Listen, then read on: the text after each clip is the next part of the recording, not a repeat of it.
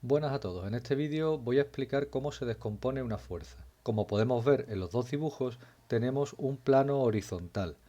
En ninguno de los dos dibujos hay una fuerza en el eje X y sí tenemos la normal y el peso en el eje Y. Como en el eje Y no hay movimiento, la normal será igual al peso. ¿Qué ocurriría si en vez de la superficie horizontal tenemos una superficie con un plano inclinado? Como podemos ver, lo primero que pasa es que los ejes también se desplazan con el plano.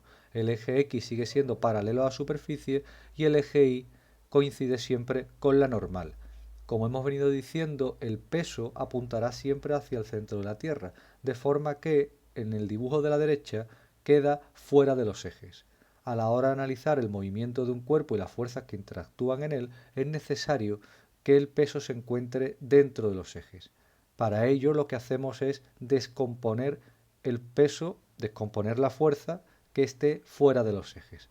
Buscamos un vector en X y un vector en Y que surjan de la descomposición de dicho peso. Como podemos ver, esta descomposición quedaría de la siguiente manera. En el eje X el peso que llamaremos peso en X y en el eje Y el peso en Y. Ninguno de ellos puede ser mayor que la fuerza original, el peso.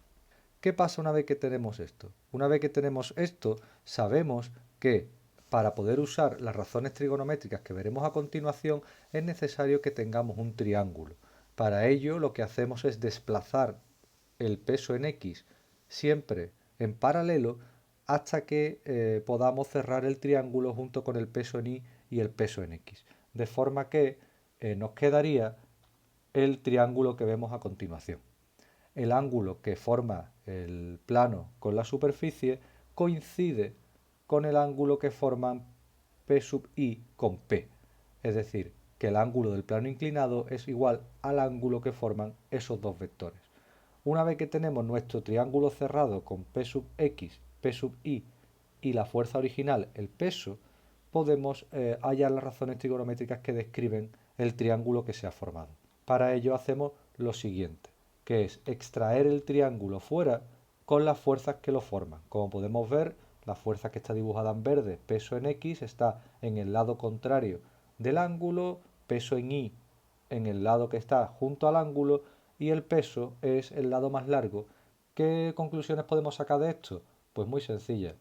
Lo que podemos, con las razones trigonométricas, según podemos ver en el triángulo que tenemos puesto aquí sin rellenar, vemos que se describen a partir de sus tres lados. El lado más largo es la hipotenusa, el lado que está junto o frente al ángulo, mejor dicho, es el cateto opuesto y el lado que está junto al ángulo, el cateto contiguo. Como nosotros solo vamos a usar el seno y el coseno, serán estos dos los que vayamos a describir. El seno de un ángulo es igual al cateto opuesto entre la hipotenusa, es decir, el seno del ángulo del triángulo que tenemos dibujado es igual al valor del cateto opuesto entre el valor de la hipotenusa. Para el coseno cambiamos el cateto opuesto por el cateto contiguo, que es el que se encuentra junto al ángulo, siempre usando en el denominador la hipotenusa. Como podemos ver en nuestro dibujo, el que está abajo a la derecha, el cateto opuesto es P sub X, el cateto contiguo P sub Y y la hipotenusa es P. En el caso de que nuestro dibujo no quede claro cuál es el lado más largo, la fuerza original, en este caso el peso, será siempre la hipotenusa.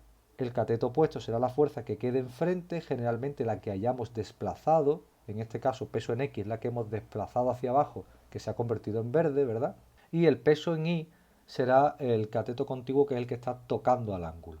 Si describimos las razones trigonométricas para nuestro supuesto, vemos que sustituyendo cateto opuesto por P sub X, hipotenusa por P y cateto contiguo por P sub Y, podemos hallar los valores de cada uno de los vectores en los que hemos descompuesto el peso.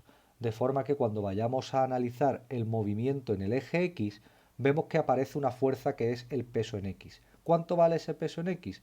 Si vamos abajo del todo de esta transparencia, vemos que el seno del ángulo por el valor del peso es igual al peso en X.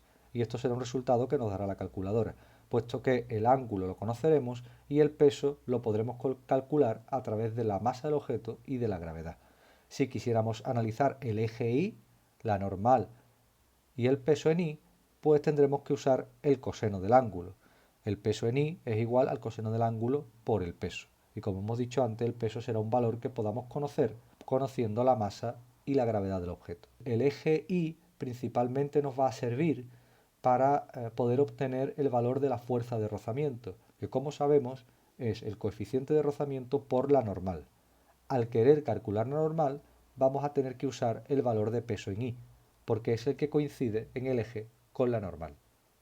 Espero que este vídeo os haya sido útil, os veo en el próximo vídeo.